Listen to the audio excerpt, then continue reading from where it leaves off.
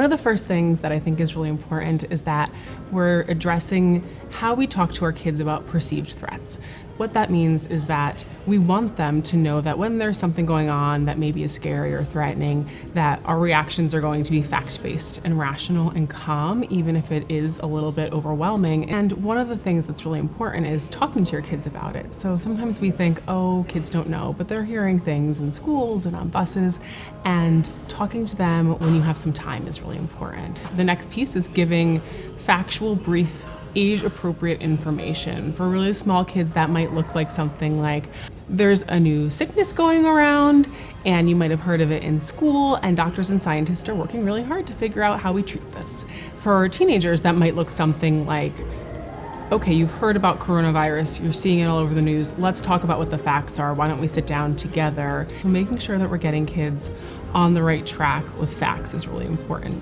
When there is a threat, kids feel out of control. So if parents are going around panicking, it's on every news media outlet, it's all over social media, that feels very out of their control. And what we know, public health-wise, is there are some things we can do to help. You talk to your kids about washing hands, right? So I'm sure we've all seen a lot of these, you can sing happy birthday or twinkle, twinkle, little star, or for your older kids, just have them count to 20 while they're washing hands.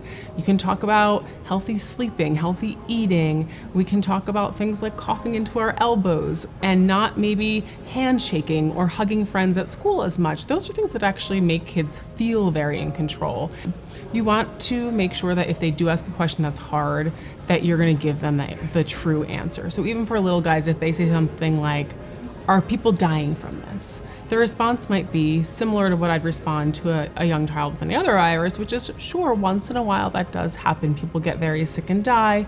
We know that's a small percentage. Per public health, we also know younger kids tend to get a little bit less sick from this one. So being honest and upfront, but also keeping it brief and appropriate to their age.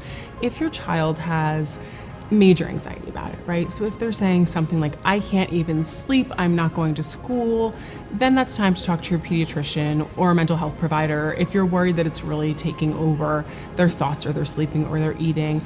Let's show our kids that we know how to deal with something difficult without panicking. Let's give them some control, washing hands, and let's be honest with them, because that's really how we can help them reduce anxiety and do the very best.